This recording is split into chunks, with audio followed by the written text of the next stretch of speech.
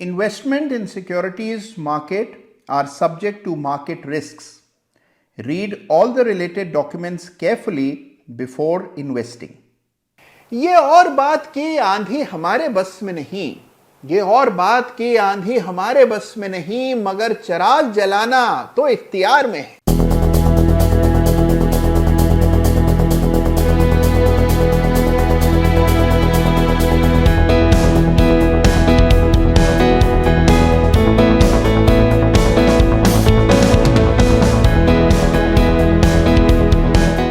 नमस्कार, जय Shri Ram. Chart of the week के एक बिल्कुल ताजा तरीन ब्रांड न्यू एडिशन में आप सबका गर्मजोशी से फिर एक बार स्वागत है।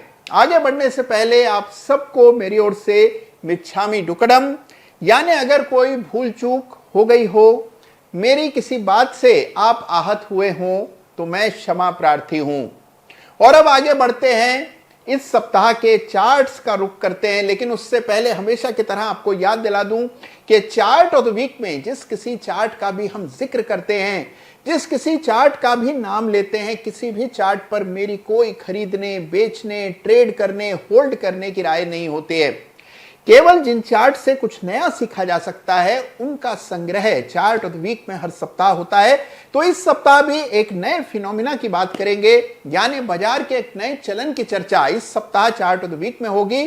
तो बहुत रोचक चार्ट्स का जिक्र आने वाला है, तो दिल थाम करके बैठिए। इस सप्ताह के चार्ट से आपका परिचय कराऊंगा, लेकिन उससे पहले आइए एक बहुत ही रोचक चार्ट की चर्चा करते हैं। यह चार्ट है निफ्टी स्मॉल कैप 250 इंडेक्स का।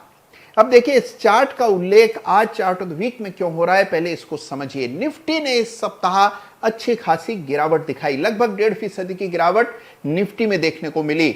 लेकिन यह इंडेक्स जो कि आमतौर पर एक हायर बीटा रखता है, यानी कि इंडेक्स के मुकाबले आमतौर पर ज्यादा गिरता है और ज्यादा बढ़ता भी है, इस इंडेक्स ने एक आउट परफॉर्मेंस दिखाई है। जी हां, निफ्टी गिरा 1.5%, निफ्टी स्मॉल कैप इंडेक्स बढ़ा है और वो भी 2/3%। यानी कि Nifty small cap 250 index Nifty को बड़े पैमाने पर आउट परफॉर्म कर रहा है। तो ये बहुत इंटरेस्टिंग है, तो इसको जरूर से चार्ट पर देखिए किस प्रकार से निफ्टी स्मॉल कैप इंडेक्स लगातार नए हाइस बनाता चला जा रहा है और नया पैसा लगातार स्मॉल कैप स्टॉक्स में आ रहा है। अगर निफ्टी स्मॉल कैप इंडेक्स की तेजी यूं ही चलती रही तो इंडेक्स को भी कोई खास खतरा नहीं होगा। तो निफ्टी स्मॉल कैप इंडेक्स के चार्ट को बराबर देखते रहिए। तो यह है इस सप्ताह का रोचक चार्ट जिस पर सबकी निगाह होनी चाहिए। और अब आते हैं इस सप्ताह के चार्ट्स का जिक्र करते हैं। देखिए, यह सप्ताह बाजार के लिए मुश्किल भरा रहा। अच्छी खासी गिरावट जैसा कि मैंने कहा निफ्टी में आई, लेकिन कुछ चार्ट्स ऐसे हैं जहां एक्स्ट्रा लार्ज ब्रेकआउट्स हुए हैं, यानी कि बड़ी बड़ी कैंडल्स के जरिए बड़े ब्रेकआउट्स कई सारे चार्ट्स पर देखने को मिले। और उन्हीं चार्ट्स को सामूहिक रूप से मैं चार्ट ऑफ द वीक का खिताब दे रहा हूं, जहां एक्स्ट्रा लार्ज ब्रेकआउट इस कमजोर बाजार में देखने को मिले। तो सबसे पहले देखिए, दो चीज जान लीजिए बड़ी एक्स्ट्रा लार्ज ब्रेकआउट्स के बारे में। देखिए, बड़ा ब्रेकआउट उस समय आता है जब ब्रेकआउट की राह बहुत सारे लोग बहुत समय से देख रहे होते हैं और प्राइस अचानक से एक बड़े लेवल को पार करता है। उस समय अगर बड़ी कैंडल ना बने तो लोग उस शेयर को बड़ी आसानी से खरीद पाएंगे। अगर यह कोशिश हो कि बहुत ज्यादा लोग इस शेयर को ना खरीदें तो आमतौर पर बड़ा ब्रेकआउट आता है, बड़ी कैंडल बनती है, एक्स्ट्रा लार्ज कैंडल बनती है। और क्योंकि ब्रेकआउट स्तर से बहुत दूर जाकर के साप्ताहिक बंदी आती है, इस वजह से खरीद पाना मुश्किल हो जाता है। तो ऐसी स्थिति में क्या किया जाना चाहिए? रणनीति जो सबसे ज्यादा कारगर है इस प्रकार की स्थिति में, वह है 2 चरणों में निवेश। कुछ क्वांटिटी आप उस समय खरीद सकते हैं जब बड़ा ब्रेकआउट हो, और कुछ क्वांटिटी तब खरीदी जाए जब गिरावट आते हुए नजर आए, यानी कि जब प्राइस धीरे धीरे ड्रिफ्ट करके सपोर्ट के करीब आए तब बची हुई क्वांटिटी आमतौर पर खरीदी जाती है। इस तरह से बड़े कैंडल के ब्रेकआउट्स को भी आप ट्रेड कर सकते हैं। यहां पर एक चीज मैं स्पष्ट कर दूं, ये एक जनरल कमेंट है इस प्रकार के ब्रेकआउट्स को लेकर के। जिन चार्ट्स की चर्चा अभी हम करने जा रहे हैं, किसी पर भी मेरी कोई खरीदारी की राय नहीं है।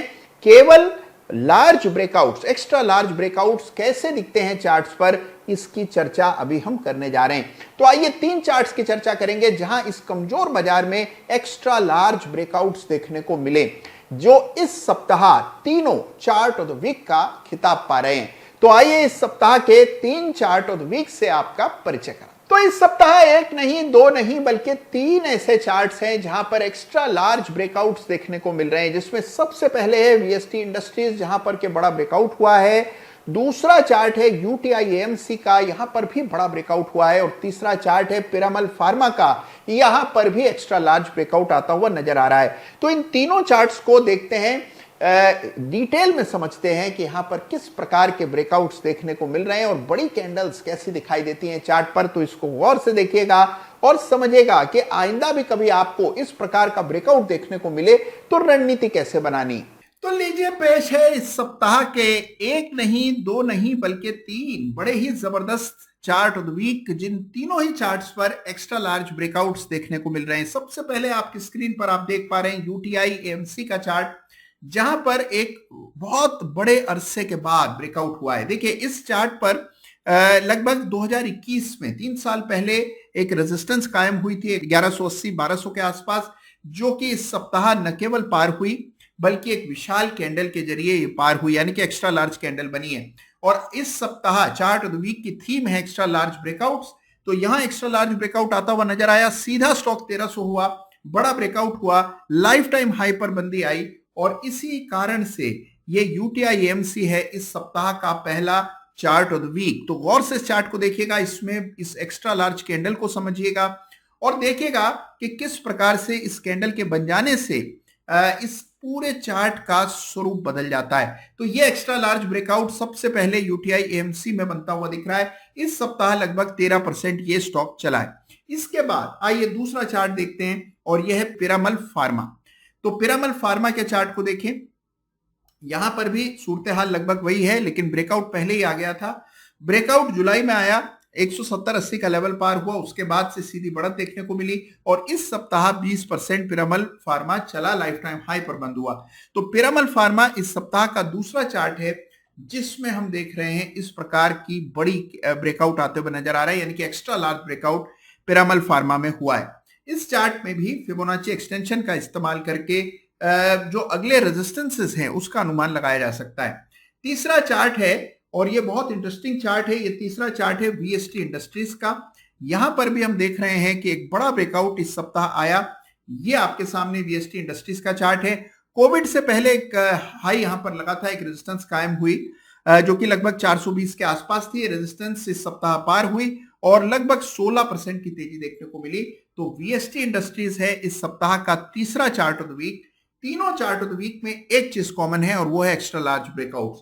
तो एक्स्ट्रा लार्ज ब्रेकआउट्स कैसे देखे जाते हैं, पढ़े जाते हैं और कैसे नेविगेट किए जाते हैं, यानी कि इन बड़े ब्रेकआउट्स में से कैसे आप अपना रास्ता निकालते हैं, इसको समझने के लिए इन ब्रेकआउट्स को आइडेंटिफाई करना चाहिए। अगर ऐसा ब्रेकआउट आपने कहीं और देखा हो तो जरूर कमेंट में लिखिएगा और इन चार्ट्स के बारे में आपके क्या विचार हैं ये भी मुझे बताइएगा। तो ये हैं इस सप्ताह के 3 बड़े interesting chart of the week, यानी वीएसटी इंडस्ट्रीज, यूटीआई एएमसी और पिरामल फार्मा। तीनों ही चार्ट्स को स्टडी कीजिए। तो देखा आपने कि जिस सप्ताह बाजार में कमजोरी है, कुछ चार्ट्स में उम्मीद से भी ज्यादा तेजी है, क्योंकि बड़े ब्रेकआउट्स आए हैं। ब्रेकआउट आते रहते हैं, लेकिन एक बात याद रखिए कि सारे ब्रेकआउट ट्रेडेबल नहीं होते हैं और सारे ब्रेकआउट हमेशा कामयाब हों ये कतई जरूरी नहीं है। अगर आप इसका सक्सेस रेट देखें तो आप पाएंगे कि आमतौर पर ब्रेकआउट्स का सक्सेस रेट, केवल कोरे ब्रेकआउट का सक्सेस रेट बहुत हाई नहीं होता है और चीजों को भी ध्यान में रखना पड़ता है जब आप ब्रेकआउट्स को एनालाइज करें। तो आज के 3 चार्ट्स को जरूर क्लोजली देखिएगा और बड़े ब्रेकआउट से डरने के बजाय उनके आसपास रणनीति बनाने का प्रयास कीजिएगा। कैसा लगा आपको इस सप्ताह का ये बड़ा interesting chart of the week, मुझे जरूर बताइएगा। इस प्रकार के एक्स्ट्रा लार्ज कैंडल या एक्स्ट्रा लार्ज ब्रेकआउट आपने कहीं और देखा हो तो कमेंट में जरूर लिखिएगा। ख्याल रखिएगा अपना। आप सबका बहुत बहुत धन्यवाद। जय हिंद, जय भारत।